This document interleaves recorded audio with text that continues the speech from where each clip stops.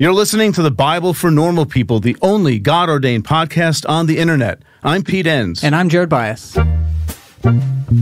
Welcome, everyone, to this episode of the podcast. Before we get started, just a reminder, folks, Jonah for Normal People is out, and you need to read this and buy it and give it to everybody you know. That's right. You can just go to Amazon, wherever you get books, and get Jonah for Normal People. It's part of our series. It's part of our series. So we have Genesis out, we have Exodus out, and now it's Jonah. Yeah. And but I think it's fun. Jonah is, again, one of my favorite books, and I try to bring in critical scholarship and some of the understandings, but also a personal spin on it, because I think, as you'll see in the book of Jonah itself, I think it invites personal response, discussion, conversation, argument, and so I try to bring some of that in as well. Okay.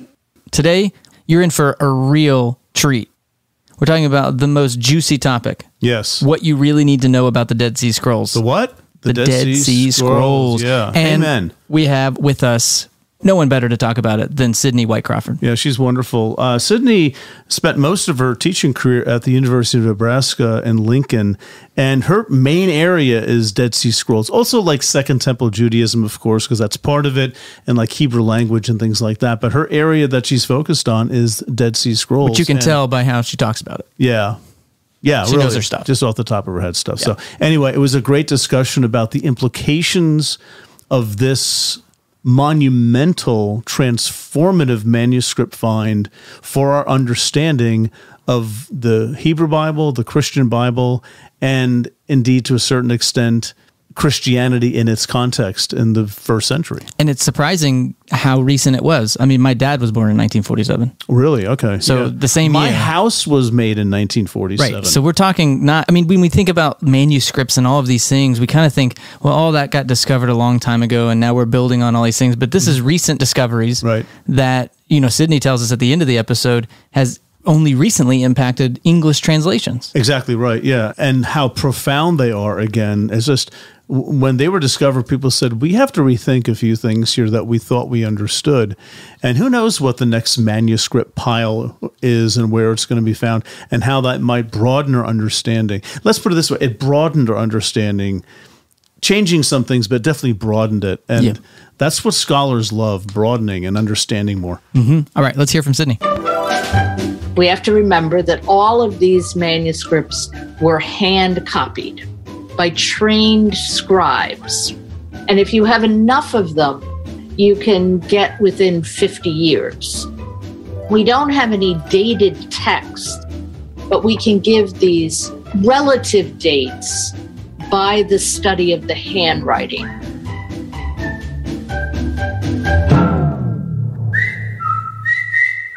Well, yeah, okay, so I think it's worthwhile giving the listeners just the quick scoop on, what are the Dead Sea Scrolls? Yeah. The Dead Sea Scrolls refer to a collection of manuscripts that were found in various find sites around the Dead Sea, from above Jericho all the way down to Masada. But what most people mean when they say that are the scrolls found in the 11 caves around the site of Qumran, which is in the northwest corner of the Dead Sea, south of Jericho. And these were the original scrolls that were found beginning in 1947. So they're on their 75th anniversary right now. Happy birthday. Yes, exactly. Yeah. Happy birthday to the scrolls. And they're important because they are the largest group of Hebrew manuscripts, Jewish manuscripts ever found in the Holy Land. I mean, really, except for the Qumran scrolls, all our finds of written material are very small.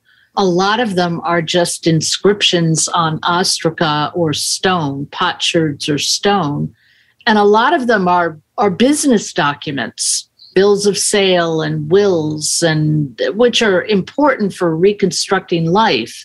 But the Qumran scrolls are literary texts, both the literature of ancient Israel that we think of as the Bible, but also the literature of the Second Temple period, the period between the Babylonian exile and the fall of the Second Temple in the year 70 to the Romans.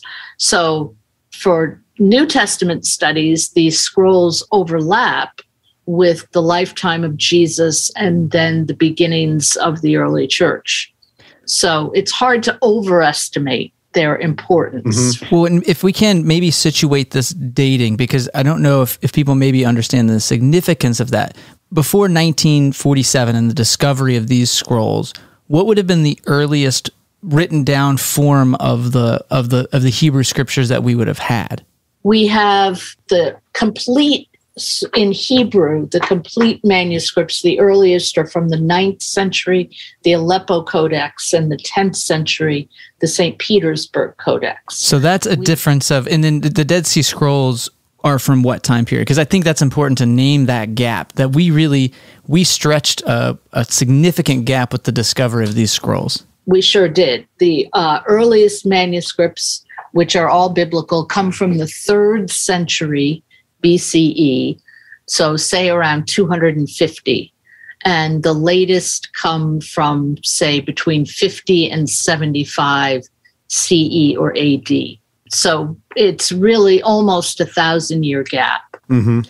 Now, we do have manuscripts in Greek of the Hebrew Bible that are from the 3rd and 4th centuries, but they're in Greek. And so this is the actual Hebrew text that we now have. Yeah, it's taking us way back. Not to the beginning, but, much closer than we had been back in the, the medieval period. So, so who just briefly, why did this community at Qumran even exist? And what were they doing sticking their writings in caves? Well, most scholars identify the people who lived at Qumran with one of the kind of wings or movements within Judaism that are identified by the Jewish historian Josephus and the Jewish philosopher Philo, who talk about the Pharisees, well known from the New Testament, the Sadducees, also well known from the New Testament, and the Essenes, not mentioned in the New Testament. But it looks like the people who owned the scrolls, collected them, and stuck them in the caves were the Essenes. And we can be not ever 100% certain, but it's the best identification given what the scrolls say about the movement, the Jewish movement, where they're located, and the lack of other kinds of literature. So they were Essenes. The Essenes seem to have lived all up and down Judea. Both Philo and Josephus say there were about 4,000 of them. Certainly they weren't all living at Qumran, but Qumran seems to be a kind of central location for them for collecting and storing their precious manuscripts. Why they chose Qumran is kind of a mystery, because we don't know who owned the property, who gave it to them, that kind of question. But they arrived in somewhere between 100 and 75 BCE, and they built a settlement there that lasted until it was destroyed by the Romans in 68 CE. And their main occupation there seems to have been collecting, copying, studying the literature of their sect, which included the biblical literature. Okay, so they were, the Essenes were a sect.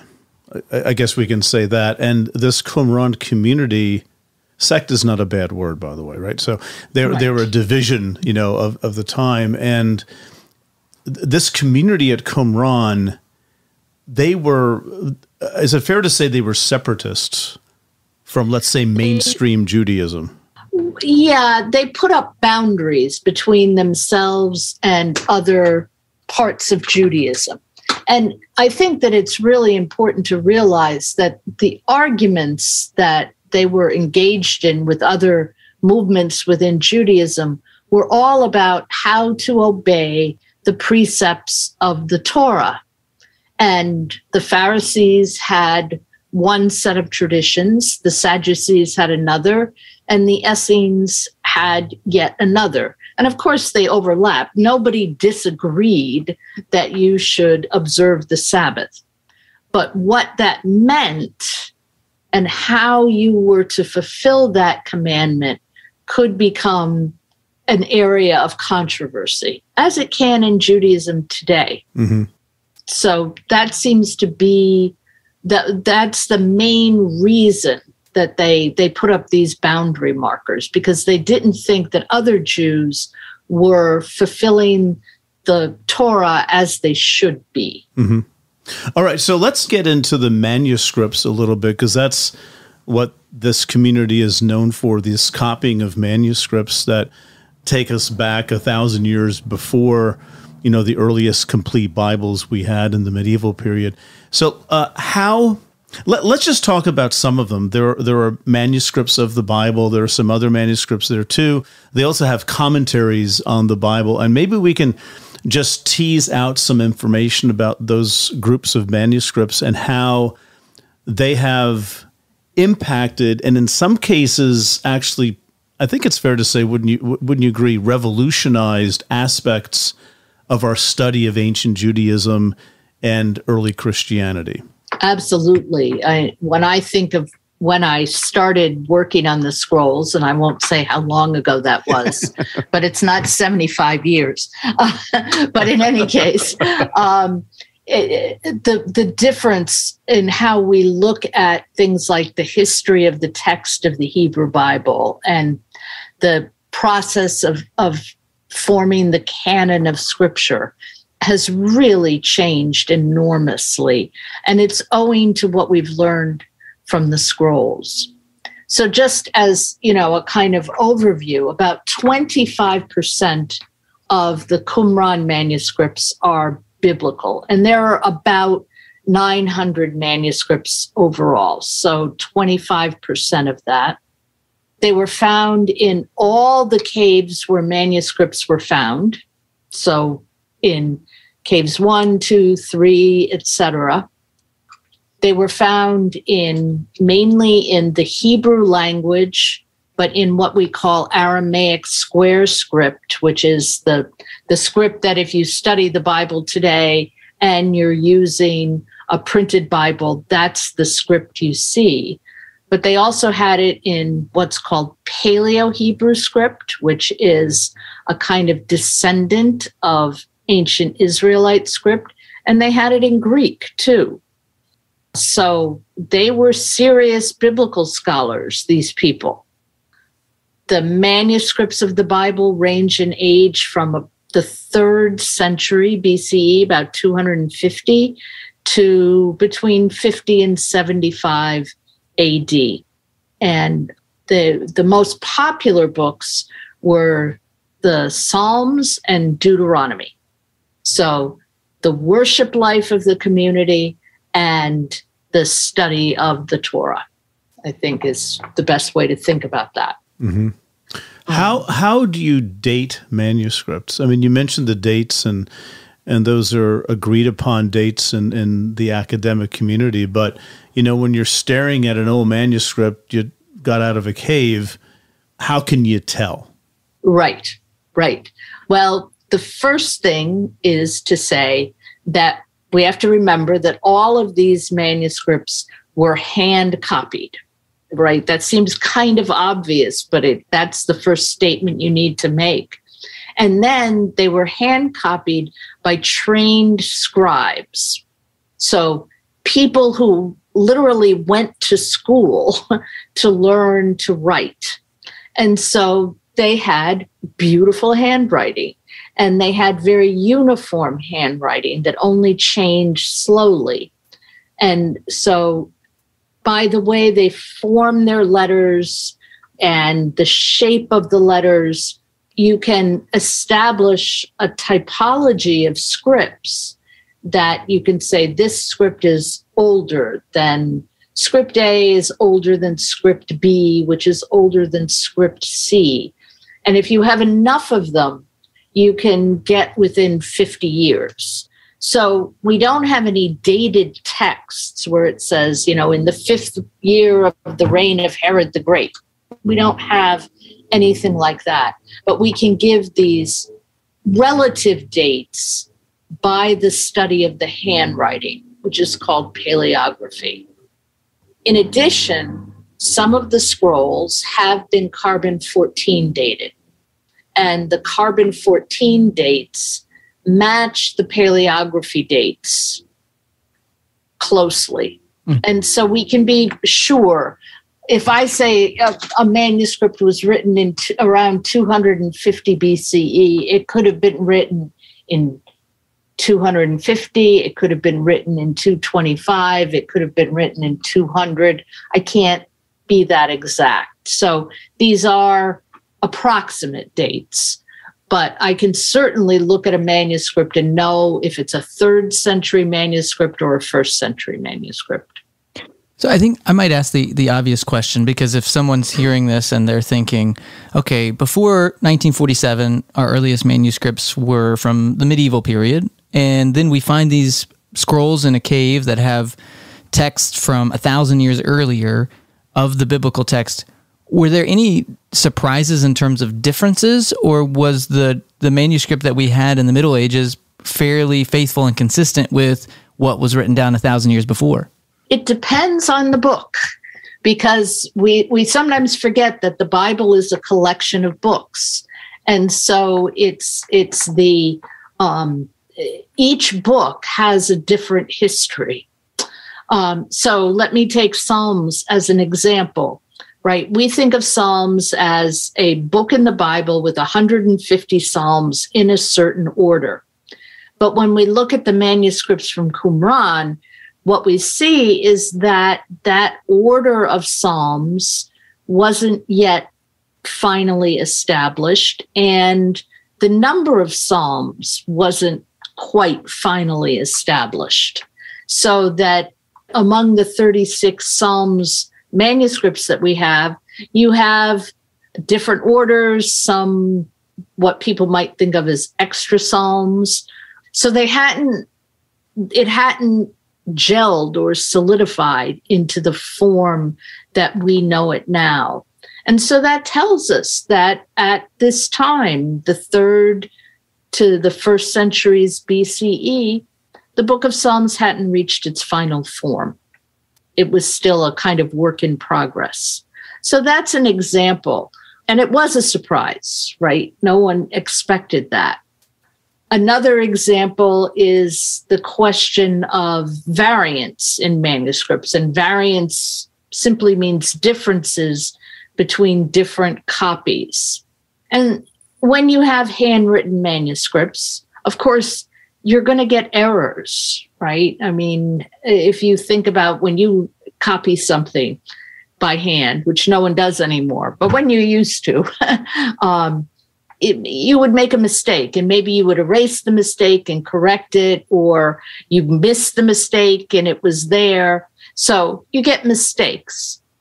But you also get things like updating, where it would be like if we wanted to update the language of Shakespeare and make it more comprehensible, or the way that Bible translations will update language. So in the King James Version, where it says in John 1, the darkness comprehendeth it not, and it really means encompassed or overcome, but we think comprehend means know. So that language needed to be updated. They would do the same thing. Substitute a more common word for a less common word, put in explanatory notes. Sometimes material would drop out, and suddenly we find manuscripts that have longer texts. So all of this is new. And the word that we use to think about this is that the Bible, the biblical books, their texts were still fluid. They had the shape that we recognize. So if you think of Genesis, it starts with creation, it ends with the Joseph narratives, and in between you have all the patriarchal narratives. That shape was set. by the time we have the Qumran manuscripts, but the details of the words were not fixed as they are now. People had to wrap their heads around that, and it took a while. I think some people, perhaps more than others, I mean, not trying to be funny, but many people are committed to a very early and fixed canon, and to hear that there's something very close to the time of Jesus and probably extending into Jesus's lifetime that exhibits this fluidity of the texts. And I always found that fascinating teaching seminary students many years ago, trying to explain that and watching their eyes pop out of their heads. But that's right. That's the way it is. So, I mean, it gave us, in other words, the further back we go, this is the assumption, the further back we go in time, the more uniformity we're going to see, and the more sort of a perfection of the text, because we're getting closer to the original author. But the exact opposite happened, in a sense. That's right. Right? We see more diversity. We get messier and messier. And we've really stopped thinking about an author. Like, there was no author of Deuteronomy or Genesis. There was oral tradition that's all texts. Literacy, the rate of literacy in the ancient world was very low, maybe 3 to 5%, if that. And so people had much better memorization skills than they do now. And that's how the cultural tradition was passed on. And then as it began to be written, these texts took shape. But we can't say there was an author who wrote it. Right? We can say there were scribes who shaped it. Over a long period of time. Over a long period of time, exactly. And that's, again, not to put words in anyone's mouth, but that is what scribes do, right? They don't just copy. There's always there's an evolution or development of these texts over time, which was not antithetical to a respect for the tradition. Absolutely. In fact, the scribes had enormous respect for the tradition and saw themselves as passing along the tradition, making it a living tradition for their own time, not a dead letter from the past, but a living tradition for their own time. Mm-hmm. And I think that that's really important to realize. In some ways, today with electronic texts and things like wikis and things that can be changed, we're in a period that's more similar to the ancient world than we were when there was just the printing press. What I do think that's important, because in certain religious traditions, exactly what we said was we're afraid of more diversity in the past, and we have this idea that the most faithful or respectful way to handle the Bible is to crystallize it, make no change. There is no evolution. There's no development. And that just hasn't always historically been the case. For scribes, it actually was part of respect. It was part of what this sacred responsibility was, to pass it along, almost like a midwife to the next generation. That's right. That's a really nice phrase, Jared, sacred responsibility. And I think they felt that very strongly. And sometimes you do get a sense of these scribes working with the text and trying to not perfect it, because that would be wrong, but trying to make it more accessible, or to make sure that people looking at the text or people who were hearing it for the most part, would hear it in all its glory, really. Mm-hmm. So, okay, while we're on this topic, I'd love for you to talk a bit about the textual evidence from the Dead Sea Scrolls for two books in particular, or just pick one, Isaiah and or Jeremiah. Well, Jeremiah is kind of the easiest to talk about because it's so clear. There were, in the ancient world, prior to the fall of the temple, so in the lifetime of Jesus, two forms of the book of Jeremiah in circulation. And we knew this prior to the discovery of the scrolls, because one form is found in the Septuagint, the Greek translation of the Hebrew scripture that for centuries was the Bible of Christians. And the other form in the Masoretic text, the Hebrew text that is the heir of the Rabbinic Bible, and so the canonical text in Judaism. And for our English Bibles too. Yes, right. yes, yeah. now. So that the Masoretic text of Jeremiah is about 5% longer than the Greek text, and the chapters are in a different order. And I had a funny experience with this once in a classroom. We were reading Jeremiah, and I had a student who was Greek Orthodox. And so he had an English Bible that was an Orthodox Bible, a translation of the Septuagint. And I asked him to read a certain chapter, and he started in, and everybody's looking around because that wasn't the chapter. And I realized what had happened. So it was a wonderful lesson right there.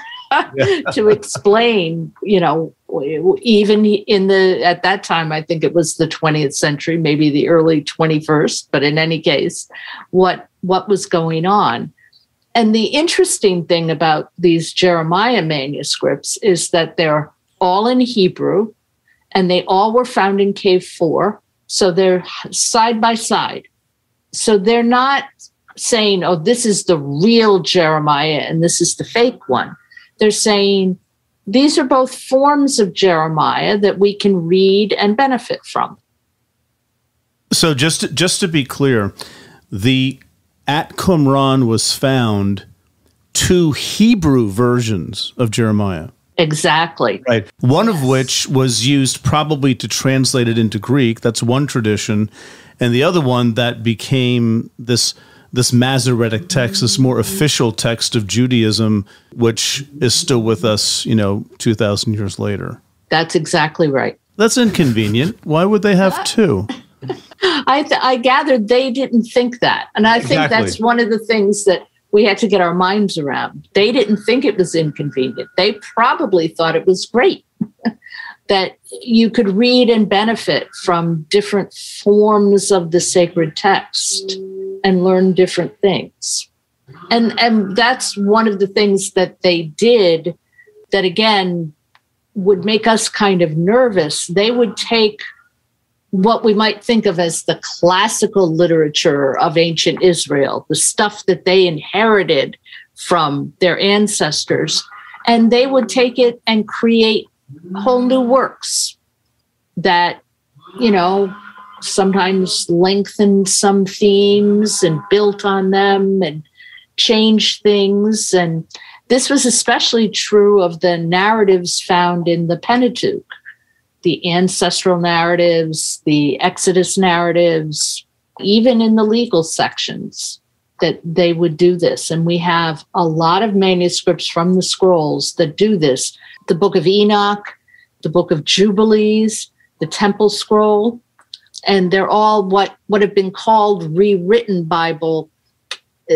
That's kind of awkward, but we think of it as rewriting this classical literature to create new works. Yeah, not canonical works, so to speak, but no, but interestingly, creations. Enoch and Jubilees are canonical in the Ethiopian Orthodox Church. We have to keep remembering that there are different canons. Well, I wanted to ask a question about that because, again, we maybe make the distinction. I'm not sure if there was anything like this at Qumran where I feel like there's this the Bible is sort of in this glass case and it can't be touched and it's what it is. And then, sure, we have these other books outside of that. But in Qumran, when we have these, you said only 20-25% of the scrolls were made up of biblical texts, and then you had all these other texts. Was there any sense in which, do we know if they sort of kept the, quote, biblical books that we think of as separate and more sacred than these other texts, or were they all just kind of in there together and there wasn't this idea of,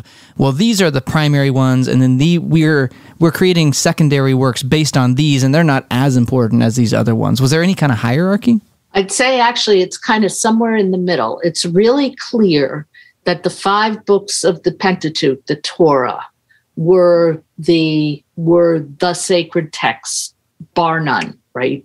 That was, and then you had the prophets, and they were scripture. But then in the writings, Ruth, we have in 2 copies. There's no indication that they thought Ruth was special in any way. It's a nice story, but they didn't treat it in any way that indicates they thought this is scripture.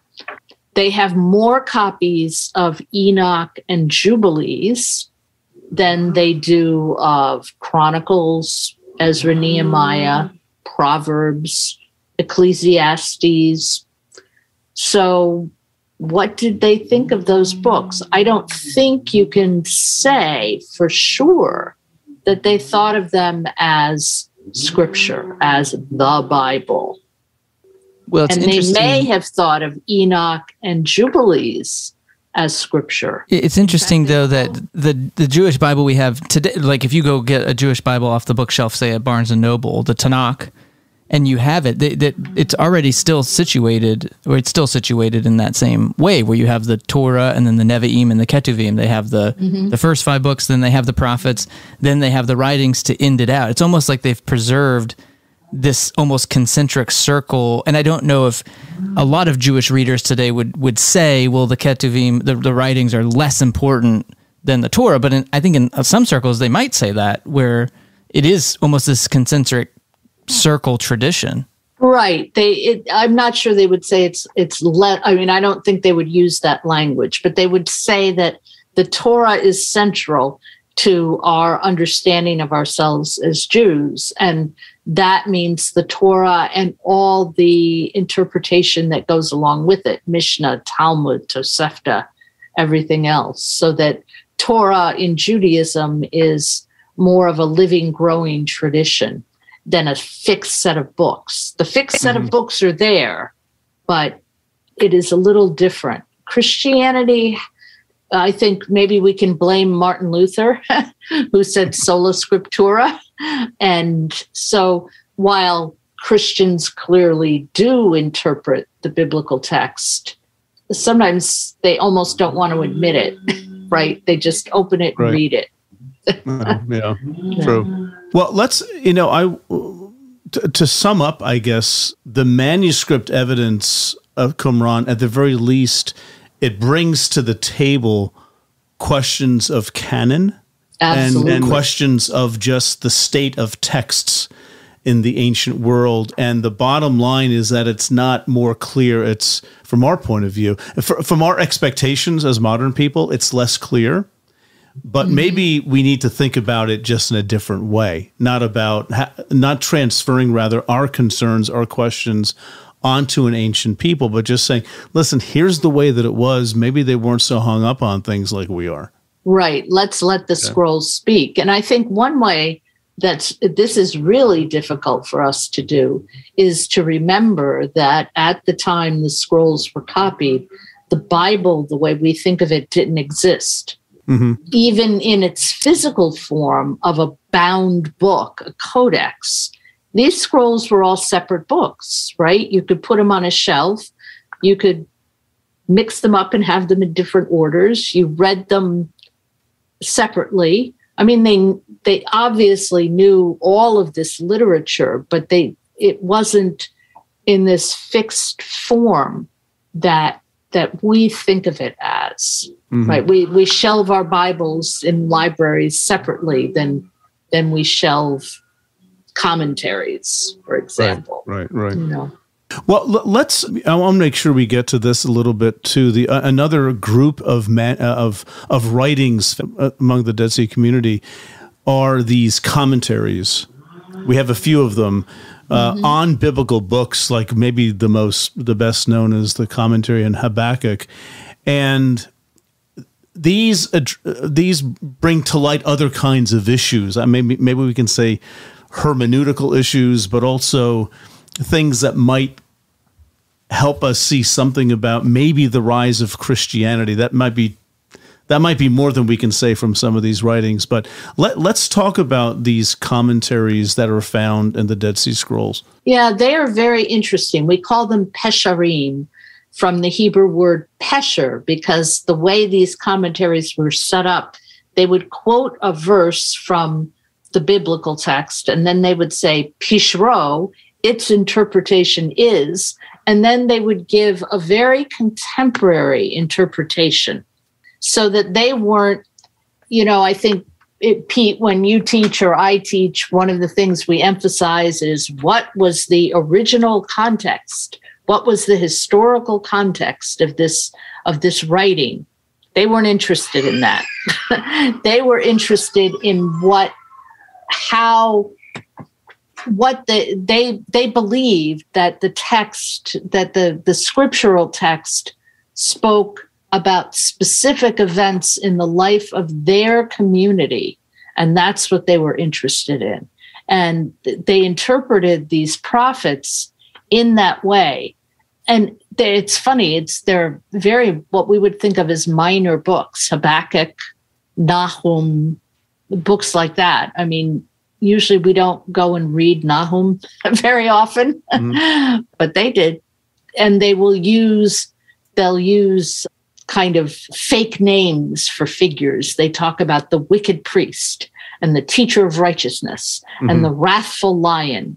And it's been like a big puzzle for scholars to try and figure out who they're talking about. And the liar. The liar, yes. Some call the liar. Spouter of lies. Yeah. Now, give us a little bit more context, because, why did they interpret these biblical texts in terms of their own community? Were they somewhat of an apocalyptic, eschatological kind of community, or they certainly seem to be, from what the kind of texts they were reading. They're very fond of Daniel, for example, and that they were producing. They have texts called the War Rules that talk about the final battle at the end of days. They have visionary texts like the visions of Amram, the father of Moses, that talk about the last days. So in a sense, they are in the same kind of basic milieu as the early Christians were, because early Christians were convinced they were living in the last days as well. And you can see that in books in the New Testament. The parade example, of course, is Revelation. Now, I want to say that there's no indication in the scrolls of any New Testament books. So whatever fertilization there was, it was a more indirect fertilization than any kind of direct fertilization. But in some ways, I think that's more important because, again, a lot of Christian traditions, or I would just speak for mine growing up, there was no sense that the New Testament had a context. If anything, right, the context of the New Testament was just the Old Testament, and you just skipped over all this intertestamental period, and it made the New Testament feel really unique, like it was saying really unique things because it was quite different than maybe the language and things of the Old Testament. But things like these scrolls at Qumran and the Dead Sea Scrolls, and then, of course, other intertestamental things, Second Temple period literature, really, I think, opened up for, scholarship, but then it's beginning to trickle down for everyday people by having people like Sidnie Crawford on podcast. Mm-hmm. But would you say then that the New Testament, while it's indirectly related and that sort of thing, we can see the connections of the context of the Dead Sea Scrolls and the New Testament where they would have come from the same world? Absolutely. Absolutely. They come from the same world. They have the same issues of dealing with the Roman Empire, being a people living under foreign domination. They have questions about how to fulfill the law.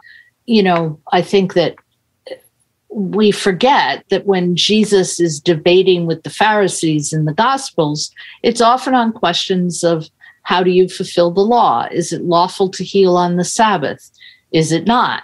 These are questions that were animating all Jews at the time. And with the Dead Sea Scrolls, now we can see those kind of questions in real life, not kind of filtered through the Gospels, which are written after the time of Jesus.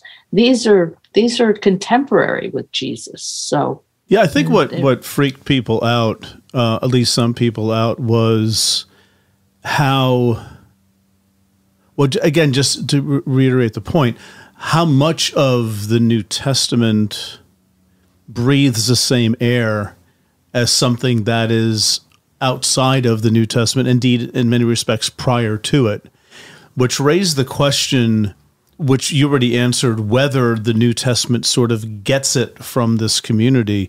And if I remember, I don't remember specifically the literature, Sidney, but I think some popular treatments of this sort of argued that the gospel was directly dependent on the Dead Sea community. But you're saying that's not the case, but there is still an indirect connection. Right. I think that the phrase, the air they breathed, is the right one, because how could you not be concerned about living under the Roman Empire, right? The Roman Empire was everywhere. Everyone was concerned about that, and of course, for the early Christians, it was the Roman Empire that crucified Jesus. And so that was part of the reality for all of these groups, and how to live that way. And what did it mean that God was allowing the Roman Empire to dominate the world? Right. And how do we handle that? And they both felt that, again, to use maybe the contemporary expression, they were living in the last days. Yes. It's happening, or it's about to happen. And, we have this righteous teacher or teacher of righteousness among the Dead Sea Scrolls, who I guess probably was their leader. In some way, we're not entirely sure, but clearly a really important figure. I guess you don't call someone a righteous teacher unless you think that. Who also, I think, interpreted the texts for the community. Yes. Which is a very Jesus-y thing. Exactly. And it mentions in Pesher Habakkuk, the teacher of righteousness's interpretive activity. And, that teaching function. What does the text mean? How do we understand it? And it's about us. Right. I mean, just to maybe not to be too on the nose, but I think tying to when Jesus says, "You have heard it said, but I say to you," that what you're talking about in terms of that kind of somewhat interpretive function? That would maybe be the language of that we would maybe find in that world of saying, well, you've heard of this interpretation, I'm going to give you this other interpretation, and if you believe in my authority, you're going to kind of follow my lead in terms of how I'm reading these texts. Yes, exactly. And in fact, there's one passage in Matthew, and I don't have chapter and verse in my head, but Jared, you brought it to mind, that where Jesus says, "You have heard it said, you shall love your friend and hate your enemy, but I say to you, love your enemies." And it's like, where did anybody say this? Well, the Dead Sea Scrolls say things like that, right? You love your fellow community member, but you hate those outside the community. And how literally they took that is an open question, but certainly that's the language. So, well, I guess what we're looking at here, and we're coming to the end of our time here, Sidney, unfortunately, but it seems like one of the big lessons that we gain. Let's just limit it to the Christian world. To Christians today becoming familiar with these discoveries that are now 75 years old, that take us back, over 2,000 years.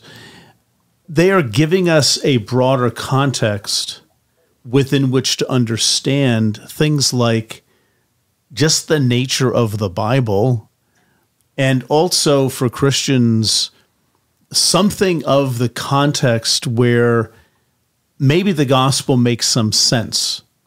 Yes. The Jesus movement makes some sense in that world, even if it wasn't, they're not duplicating each other. They're not consciously even aware of each other, probably, unless John the Baptist was in a scene. Which he sounds like he was a pretty lone figure. And these Essenes, they lived in community. That was really important to them, as it was to the early Christians. So that's another way in which, we see that same kind of milieu. Right. But I think that that's a very fair way to put it. And especially now in the world of Bible translations, you do see the biblical scrolls have a lot of influence. In the latest update of the New Revised Standard Version, for example, a lot of emphasis was placed on scroll manuscript readings. Mm-hmm. Mm-hmm. Right. Okay, well, let's leave with this. I'm going to put you on the spot. If you were talking to somebody who was just starting to study the Dead Sea Scrolls, what one bit of wisdom would you give them about the study of these scrolls and the importance of digging into it? Because people are listening to this. There's a reason for this. People are listening to this saying, oh, crap. Another thing I have to learn that's going to ruin my life. So how would you, as a professor, and as a Christian, how might you just encourage them to move forward? I would say, first of all, find a good translation. Geza Vermesh's translation of the scrolls is very readable with good introductions. And then sort of see how they feel. They will feel very alien at first, right? It's a different language. It's a different world.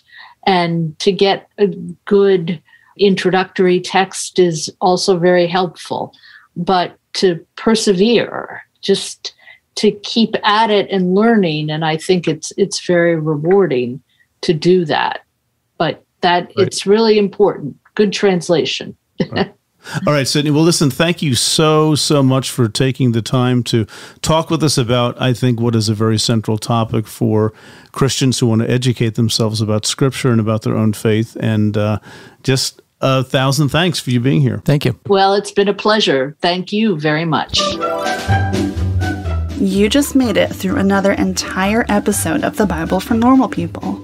Well done to you.